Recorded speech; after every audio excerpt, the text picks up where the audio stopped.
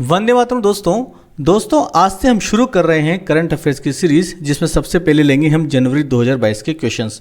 देखिए, ये जो सीरीज़ हमारी होगी वो भारत से रिलेटेड होगी। भारत में जनवरी 2022 में जो जो इंपॉर्टेंट घटनाएं घटी थी उनसे संबंधित इंपॉर्टेंट क्वेश्चन हम आपके लिए लेकर आए हैं। और दोस्तों, इस सीरीज़ को नाम दिया है हमने सुपर 30-30 सीरीज़, 30 दिनों के 30 अति महत्वपूर्ण प्रश्न। और देखिए दोस्तों, हमें जो ये प्रश्न जो पढ़ने हैं, हमें जो करंट अफेयर्स पढ़ना है वो सिर्फ करंट अफेयर्स की दृष्टि से पढ़ना है, ना कि जनरल नॉलेज की दृष्टि से पढ़ना है। क्योंकि हमारा जो पेपर होता है वो जनरल नॉलेज, जनरल स्टडीज़ का पेपर होता है, करंट अफेयर्स का पेपर नहीं होता है। इसलिए करंट अफेयर्स को हम ज़्यादा डीपली नहीं पढ़ेंगे, सिर्फ करंट अफेयर्स का इंपॉर्टेंट पार्ट हम पढ़ेंगे। यदि किसी क्वेश्चन में हमें लगता है कि उसका कोई एक्स्ट्रा पार्ट इंपॉर्टेंट है तो उससे रिलेटेड कुछ फैक्ट्स हम देख लेंगे, बाकी सभी क्वेश्चन में हम ऐसा नहीं करेंगे। इसलिए हमने इस सीरीज़ को नाम दिया है 30 दिनों के 30 अति महत्वपूर्ण प्रश्न, सुपर 30-30 सीरीज। इससे ज़्यादा क्वेश्चन एक महीने में बनते भी नहीं है दोस्तों, 30 दिन के 30 क्वेश्चन ही बनते हैं। तो पहला क्वेश्चन देख लेते हैं दोस्तों। पहला क्वेश्चन क्या है हमारा?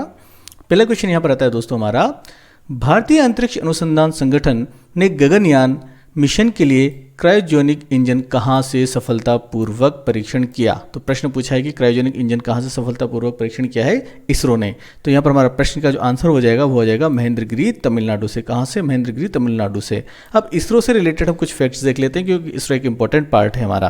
देखिए दोस्तों, सबसे पहले तो इसरो को हिंदी में क्या कहा जाता है? भारतीय अंतरिक्ष अनुसंधान संगठन। क्या है? भारतीय अंतरिक्ष अनुसंधान संगठन। और इंग्लिश में कहा जाता है इसे Indian space research organisation. Indian space research organisation इसे कहा जाता है। शॉर्ट में बोल देते हैं इसे इसरो। क्या बोलते हैं? इसरो। इसकी हम बात करें, इसका मुख्यालय कहाँ है? तो दोस्तों, इसका मुख्यालय बेंगलोर में है, जो कर्नाटक में है। कहाँ पर है? बेंगलोर, कर्नाटक में। और स्थापना हुई थी इसकी दोस्तों 15 अगस्त 1969 को। कब हुई थी? 15 अगस्त 1969 को। और दोस्तों, जब इसकी स्थापना हुई थी ना, तब इसका दूसरा नाम था। इसका नाम क्या था उस वक्त? अंतरिक्ष अनुसंधान के लिए भारतीय राष्ट्रीय समिति। क्या नाम था दोस्तों? अंतरिक्ष अनुसंधान के लिए भारतीय राष्ट्रीय समिति। और इसके वर्तमान के अध्यक्ष की बात करें तो वर्तमान में इसके जो अध्यक्ष हैं उनका नाम है एस सोमनाथ। क्या नाम है? एस सोमनाथ। ठीक है दोस्तों, नेक्स्ट क्वेश्चन देख लेते हैं। हमारा अगला प्रश्न है, जनवरी 2022 में लोकसभा सचिवालय ने संसद और सांसदों की कार्रवाई की जानकारी हासिल करने के लिए कौन सा ऐप लॉन्च किया है? तो यहाँ पर ऐप का नाम पूछा है संसद और सांसदों की कार्रवाई के संबंध में। तो यहाँ पर जो ऐप है उसका नाम क्या हो जाएगा दोस्तों? डिजिटल संसद। क्या है? डिजिटल संसद इसका नाम हो जाएगा। अगला प्रश्न हमारा, भारत का पहला ग्राफीन नवाचार केंद्र कहाँ स्थापित किया गया? तो हमारा जो आंसर हो जाएगा वो हो जाएगा त्रिशूर, केरल। कहाँ पर? त्रिशूर, केरल में। नेक्स्ट क्वेश्चन है, नवी राष्ट्रीय महिला आइस हॉकी चैंपियनशिप किसने जीती? तो हमारा आंसर क्या है दोस्तों? लद्दाख। किसने जीती थी नवी राष्ट्रीय महिला आइस हॉकी चैंपियनशिप? लद्दाख ने। पांचवा क्वेश्चन है दोस्तों यहाँ पर, भारतीय चिकित्सा अनुसंधान परिषद ICMR ने ओमिक्रॉन वेरिएंट का पता लगाने वाली पहली स्वदेशी टेस्ट किट को मंजूरी दी है। इस टेस्ट किट का नाम क्या है? तो नाम है दोस्तों यहाँ पर ओमिश्योर। क्या नाम है? ओमिश्योर। नेक्स्ट क्वेश्चन है हमारा 6 नंबर का, central drug research institute CDIR ने कोरोना वायरस के ओमिक्रॉन संस्करण परीक्षण के लिए कौन सी एक स्वदेशी किट विकसित की है? तो उसका नाम क्या है दोस्तों? ओम। क्या नाम है? ओम। अब दोस्तों यहाँ पर देख लीजिए, दोनों में ही हम ये स्वदेशी किट बनाई गई है, लेकिन प्रश्न में अंतर है। यहाँ पर तो आया है ICMR, जो कि भारतीय चिकित्सा अनुसंधान परिषद है, इसने जो किट बनाई उसका नाम है ओमिश्योर। और जो CDIR है, सेंट्रल ड्रग रिसर्च इंस्टीट्यूट, इसने बनाया ही जो किट बनाया उसका नाम है ओम। तो इस बात को आप ध्यान रखिएगा। एक प्रश्न पूछा जा सकता है, क्योंकि दोनों प्रश्नों में किट बनाया है, स्वदेशी संस्थानों ने बनाया है, स्वदेशी किट बनाया है, इसलिए प्रश्नों से रिलेटेड जो पार्ट है उसको इंपॉर्टेंट पार्ट को देखिए और ध्यान रखिए। नेक्स्ट क्वेश्चन बात कर लेते हैं। 7वां क्वेश्चन यहाँ पर है कि भारत की पहली पैरा बैडमिंटन अकादमी कहाँ स्थापित की गई? जो पैरा बैडमिंटन अकादमी है, दिव्यांगों के लिए जो अकादमी स्थापित की गई वो कहाँ पर है? तो यह है दोस्तों, कहाँ है? लखनऊ में। कहाँ है? लखनऊ में। नेक्स्ट हम बात कर लें 8वें क्वेश्चन की, तो किस देश ने महात्मा गांधी के नाम पर एक मेट्रो स्टेशन का नाम रखने की घोषणा की है? तो दोस्तों, वो देश कौन सा है? मॉरिशस। कौन सा देश है? मॉरिशस में महात्मा गांधी के नाम पर एक मेट्रो स्टेशन का नाम रखा जाएगा।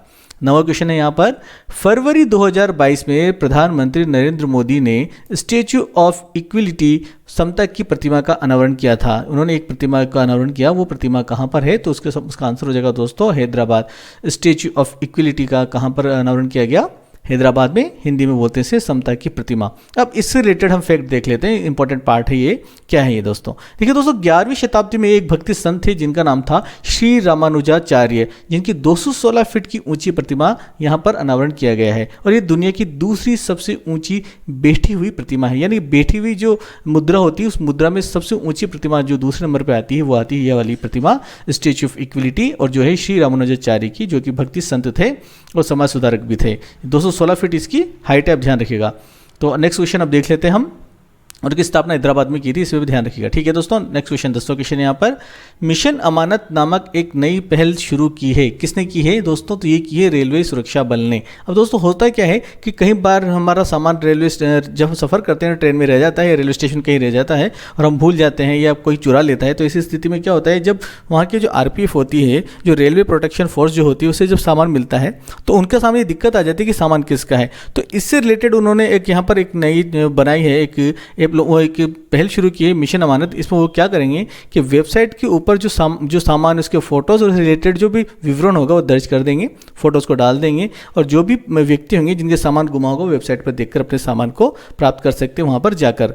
और इससे पहले क्या होता था कि कोई सामान जब्त भी किया जाता था किसी चोर से या किसी रेल की किसी पार्ट में से, तो उसको मालखाने में रख दिया जाता था और वहाँ पर वो खराब होता रहता था। लेकिन अब इससे क्या होगा कि अब जो जिसका सामान होगा वो संबंधित व्यक्ति के पास पहुँच जाएगा।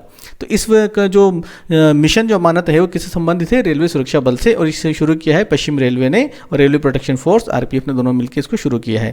ठीक है दोस्तों, और नेक्स्ट क्वेश्चन की बात कर लेते हैं। 11वां क्वेश्चन, किस सोशल प्लेटफॉर्म ने जागरूक वोटर अभियान शुरू किया है? तो यहाँ पर जो सोशल प्लेटफॉर्म है उसका नाम है ट्विटर ने जागरूक वोटर अभियान शुरू किया था। ठीक है दोस्तों, नेक्स्ट क्वेश्चन 12वां, प्रसिद्ध शास्त्रीय नर्तक पंडित बिरजू महाराज किस शास्त्रीय नृत्य से संबंधित थे? दोस्तों किस शास्त्रीय नृत्य से संबंधित थे? ये थे कथक कलाकार थे, कथक नृत्य करते थे बिरजू महाराज।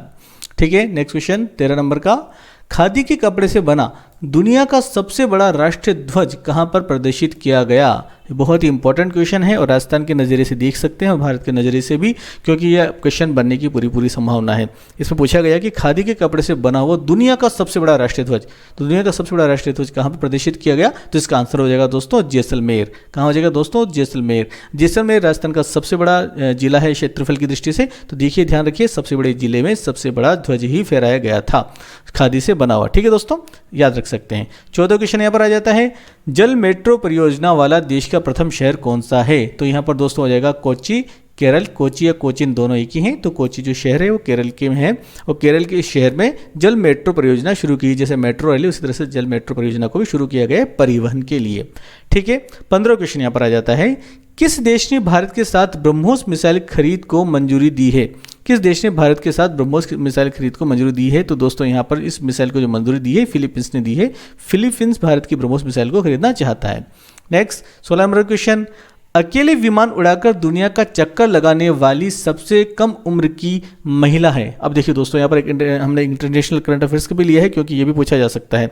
इसलिए दोस्तों यहाँ पर क्या आ जाता है कि अकेले विमान उड़ाकर दुनिया का चक्कर लगाने वाली सबसे कम उम्र की महिला। अब देखिए, बहुत इंपॉर्टेंट बात है कि सबसे कम उम्र की महिला ने दुनिया का चक्कर लगा लिया, खुद ने हवाई जहाज उड़ाया और पूरी दुनिया का चक्कर लगा के आ गई। तो दोस्तों कौन है ये महिला? ये है ज़ारा रदरफोर्ड। क्या नाम इसका? ज़ारा रदरफोर्ड। और कहाँ की? बेल्जियम की। और इसकी एज बहुत कम है, देखिए 19 ईयर्स इसकी एज है, और 19 ईयर्स की एज में इसने पूरी दुनिया का चक्कर लगा लिया हवाई जहाज उड़ाकर। बहुत ही बड़ी बात है दोस्तों, बहुत अच्छा। चलो नेक्स्ट 17वां क्वेश्चन देख लेते हैं। 17वां क्वेश्चन क्या है, किस भारतीय नौसेना युद्धपोत पर ब्रह्मोस सुपरसोनिक क्रूज मिसाइल के उन्नत संस्करण का सफलतापूर्वक परीक्षण किया गया? प्रश्न क्या है कि किस भारतीय नौसेना युद्धपोत पर ब्रह्मोस सुपरसोनिक क्रूज मिसाइल के उन्नत संस्करण का सफलतापूर्वक परीक्षण किया गया? तो आंसर हो जाएगा हमारा INS विशाखापट्टनम। क्या आंसर हो जाएगा दोस्तों? INS विशाखापट्टनम इसका आंसर हो जाएगा। अब दोस्तों बात कर लेते हैं 18वें नंबर की क्वेश्चन की। तो 18वें नंबर का क्वेश्चन यहाँ पर कह रहा है कि भारत के पहले स्वदेशी सर्वर का नाम क्या है? भारत के पहले स्वदेशी सर्वर का नाम क्या है? तो इस सर्वर का इसका आंसर हो जाएगा दोस्तों रुद्र। क्या है? रुद्र। दोस्तों हमारे देश ने भी सर्वर डेवलप कर लिया है और इस सर्वर का नाम रखा गया है रुद्र। क्या रखा गया है? रुद्र। नेक्स्ट क्वेश्चन की बात कर लेते हैं। 19 नंबर का क्वेश्चन, देश में पहली बार स्टार्टअप इंडिया नवाचार सप्ताह का आयोजन कब किया गया? देखिए दोस्तों, ये बहुत इंपॉर्टेंट है कि पहली बार स्टार्टअप इंडिया नवाचार का सप्ताह का आयोजन कब किया गया, तो इसे याद रखना है हमें 10 से 16 जनवरी। कब? 10 से 16 जनवरी 2022 को इसका आयोजन किया गया था। नेक्स्ट क्वेश्चन 20 नंबर का, तीसरे राष्ट्रीय जल पुरस्कार 2020, तीसरे राष्ट्रीय जल पुरस्कार 2020 में प्रथम स्थान किस राज्य को मिला? तो प्रथम स्थान मिला था उत्तर प्रदेश को, दूसरा स्थान राजस्थान को और तीसरा मिला था तमिलनाडु को। किसको मिला तीसरा? तमिलनाडु को। तो याद रखिएगा दोस्तों, तीसरी राष्ट्रीय जल पुरस्कार 2020, पहला उत्तर प्रदेश, दूसरा राजस्थान, तीसरा तमिलनाडु। ठीक है दोस्तों, हमें याद रह जाएगा। नेक्स्ट क्वेश्चन 21 नंबर का, भारत के 73वें शतरंज ग्रैंड मास्टर कौन बने? बहुत ही इंपॉर्टेंट क्वेश्चन है दोस्तों। इसमें देखिए जो व्यक्ति हैं, ये व्यक्ति का एक छोटा बच्चा है, भरत सुब्रमण्यम, चेन्नई। कहाँ का है ये? भरत सुब्रमण्यम है, चेन्नई का है। और इसकी आयु देखिए 14 वर्ष, मात्र 14 वर्ष की आयु में इस बच्चे ने भारत के 73वें शतरंज ग्रैंड मास्टर का खिताब अपने नाम कर लिया है। याद रखिएगा दोस्तों, इंपॉर्टेंट क्वेश्चन है। 22वां क्वेश्चन है यहाँ पर, प्रधानमंत्री नरेंद्र मोदी ने वीर बालक दिवस किस दिन मनाने की घोषणा की? अब देखिए दोस्तों, बहुत ही इंपॉर्टेंट क्वेश्चन है ये वाला भी। इसकी घोषणा की है 26 दिसंबर को। अब इसमें इंपॉर्टेंट क्या है, इस पार्ट को देखिए। प्रधानमंत्री नरेंद्र मोदी द्वारा 26 दिसंबर को वीर बाल दिवस के रूप में मनाने की घोषणा की गई। यह वही दिन है जब गुरु गोविंद सिंह जी के पुत्र जोरावर सिंह और फतेह सिंह को दीवार में जिंदा चुनवा दिया गया था। देखिए दोस्तों, उस वक्त शासन था मुगलों का, और मुगलों के शासन में उस वक्त शासक था औरंगजेब। औरंगजेब ने यहाँ पर जोरावर सिंह और फतेह सिंह, जो गुरु गोविंद सिंह जी सिखों के जो 10वें गुरु थे, उनके पुत्रों को दीवार में जिंदा चुनवा दिया गया था। बहुत ही कम उम्र थी इनकी, 5 और 7 वर्ष के बच्चे थे, और इन दोनों बच्चों को दीवार में जिंदा चुनवा दिया। उनसे कहा कि तो हम तुम्हें जिंदा छोड़ देंगे, तुम अपना धर्म परिवर्तन कर लो, मुसलमान बन जाओ। लेकिन उन्होंने मना कर दिया और अपना धर्म परिवर्तन नहीं किया, और इसी की सजा में औरंगजेब ने उन्हें दीवार में चुनवा दिया था।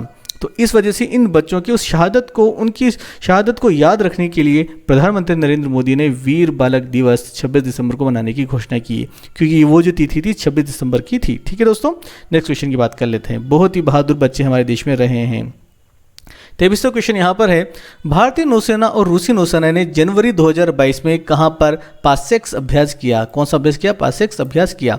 तो कहाँ पर किया दोस्तों? कोचिन बंदरगाह में किया है दोस्तों। जैसे क्या दो देशों की जो सीमा होती है, वहाँ पर जाकर जब जहाज पहुँचते हैं तो वहाँ पर जो नौसेनाएं होती हैं वहाँ पर एक अभ्यास करती है, एक्सरसाइज करती है, उसे पासेक्स अभ्यास कहा जाता है। तो इस वजह से वो कहाँ पर किया गया था? कोचिन बंदरगाह पर किया गया था। किसने किया था?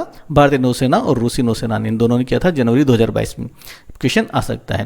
24वां क्वेश्चन है, सार कार्यक्रम किससे संबंधित है? अब यहाँ पर सार कार्यक्रम की बात आ गई, तो सारे कार्यक्रम किससे संबंधित है? स्मार्ट सिटी मिशन से। किससे संबंधित दोस्तों? स्मार्ट सिटी मिशन से सारे कार्यक्रम संबंधित है। इस सारे स्मार्ट सिटी सार कार्यक्रम में इसकी फुल फॉर्म देख लेते हैं एक बार। क्या फिर इसकी फुल फॉर्म? तो smart cities and academia towards action and research, सार इसे कहा गया है। ठीक है दोस्तों, अगला क्वेश्चन देखते हैं 25वें नंबर का। किस केंद्र शासित प्रदेश में भारत का सबसे ऊंचा फुटबॉल स्टेडियम बनाया गया है? बहुत ही इंपॉर्टेंट क्वेश्चन दोस्तों। सबसे ऊंचा फुटबॉल स्टेडियम कहाँ बनाया है? लेह लद्दाख में। लेह लद्दाख में इसे बनाया गया है। नेक्स्ट, किस शहर में भारत के पहले ओपन रॉक म्यूजियम का उद्घाटन किया गया? ये पहले वाले क्वेश्चन बहुत ही इंपॉर्टेंट होते हैं, और दोस्तों जैसे अब 2022 में इनके संबंधित कुछ घटनाएं घट रही हैं, तो ये हमारे इंपॉर्टेंट प्रश्न बन जाते हैं, क्योंकि ये पूछे जा सकते हैं। तो हमारा जो प्रश्न है कि किस शहर में भारत के पहले ओपन रॉक म्यूजियम का उद्घाटन किया गया? तो आंसर क्या हो जाएगा दोस्तों? हैदराबाद। क्या? हैदराबाद। 27वां क्वेश्चन, जनवरी 2022 में किसने सारथी मोबाइल ऐप लॉन्च किया? सारथी मोबाइल ऐप किसने लॉन्च किया? तो हमारा आंसर हो जाएगा सेबी। किसने किया? सेबी ने किया। सेबी की फुल फॉर्म होती है security exchange board of India. Security exchange board of India इसकी फुल फॉर्म होती है। थोड़ा सा फैक्ट देख लेते हैं इसके बारे में। स्थापना कब हुई थी? 12 अप्रैल 1988 को सेबी की स्थापना हुई थी, लेकिन इसकी जो वैधानिक मान्यता इसे मिली थी, वो इसको मिली थी वैधानिक मान्यता 4 वर्ष बाद, 30 जनवरी 1992 को। कब मिली थी दोस्तों? 30 जनवरी 1992 को। 30 जनवरी को महात्मा गांधी की पुण्यतिथि भी होती है, ध्यान रखिएगा। नेक्स्ट 28वां क्वेश्चन है यहाँ पर, मेजर ध्यानचंद स्पोर्ट्स यूनिवर्सिटी कहाँ बनाई जा रही है? बहुत ही इंपॉर्टेंट क्वेश्चन दोस्तों कि यह मेजर ध्यानचंद स्पोर्ट्स विश्वविद्यालय बनाया जा रहा है, मेजर ध्यानचंद खेल विश्वविद्यालय बनाया जा रहा है। तो ये कहाँ बनाया जा रहा है? मेरठ में बनाया जा रहा है दोस्तों। कहाँ बनाया जा रहा है? मेरठ में। ठीक है। नेक्स्ट 29वां क्वेश्चन, किस रेलवे स्टेशन को एकता नगर रेलवे स्टेशन के नाम से जाना जाएगा? यानी कि अब कौन सा रेलवे स्टेशन है जिसे एकता नगर रेलवे स्टेशन कहा जाएगा, तो एकता नगर रेलवे स्टेशन कहा जाएगा केवड़िया रेलवे स्टेशन गुजरात। ये था, पहले से केवड़िया रेलवे स्टेशन गुजरात कहा जाता था, अब इसे कहा जाएगा एकता नगर रेलवे स्टेशन। क्या कहा जाएगा? Ekta Nagar railway station. और ये स्टैच्यू ऑफ यूनिटी के पास है। कहाँ पर है? स्टैच्यू ऑफ यूनिटी के पास। तीसरा क्वेश्चन देखते हैं यहाँ पर, जनवरी 2022 में भारत का सबसे बड़ा इलेक्ट्रिक वाहन चार्जिंग स्टेशन कहाँ खोला गया? बहुत ही शानदार दोस्तों क्वेश्चन। जनवरी 2022 में भारत का सबसे बड़ा इलेक्ट्रिक वाहन चार्जिंग स्टेशन कहाँ खोला गया? तो हमारा आंसर हो जाएगा गुरुग्राम। क्या हो जाएगा दोस्तों? गुरुग्राम, गुड़गांव हो जाएगा इसका आंसर। तो दोस्तों इस तरह से हमने पूरे 30 क्वेश्चंस को देख लिया है। 30 बहुत ही महत्वपूर्ण प्रश्न ये हैं। इन 30 महत्वपूर्ण प्रश्नों में से आने की पूरी संभावना है कि इन्हीं से प्रश्न आ जाएगा। और दोस्तों ज़्यादा फालतू हमें चीज़ें नहीं पढ़नी है, सिर्फ इंपॉर्टेंट पार्ट को हमें पढ़ना है। ठीक है दोस्तों, तो दोस्तों मिलते हैं हमारे अगले वीडियो में, और तब हम बात करेंगे राजस्थान के करंट अफेयर्स की और भारत की करंट अफेयर्स की। तो मिलते हैं नेक्स्ट वीडियो में। बहुत बहुत धन्यवाद। जय हिंद, जय भारत।